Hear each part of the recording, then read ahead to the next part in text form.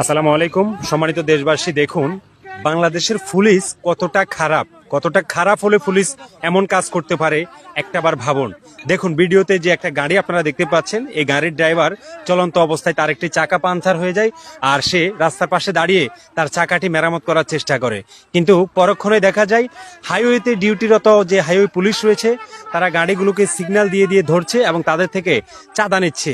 হঠাৎ করে তাদের নজর আসে এই গাড়িটি রাস্তার পাশে দাঁড়িয়ে আছে, তারা এখানে এসেই একটা রেকার লাগিয়ে দেয় গাড়িটিতে। ড্রাইভারকে জিজ্ঞেস করা হয় এখানে কেন পার্কিং করেছে। মূলত গাড়িটির চাকা পাংচার হয়ে যাওয়াতে ড্রাইভার চাকা ঠিক করছিল আর তারা এসে ড্রাইভারের কাছ থেকে চাঁদা চাচ্ছে যে তাদেরকে চাঁদা দেওয়া হলে তারা রেকারটি নিয়ে যাবে।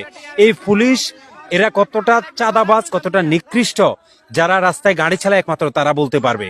বাংলাদেশের পুলিশের উপর কোনো রকম আস্থা রাখার কোনো অবস্থা নেই বর্তমানে। আর বলা হয়ে থাকে পুলিশ জনগণের বন্ধু, অথচ পুলিশকে রাস্তায় দেখলে ড্রাইভাররা সব থেকে বেশি আতঙ্কিত থাকে, কারণ তারা পুলিশদেরকে ভয় পায়। পুলিশ হচ্ছে চাঁদাবাজ ড্রাইভারদের আতঙ্কের কারণেরা।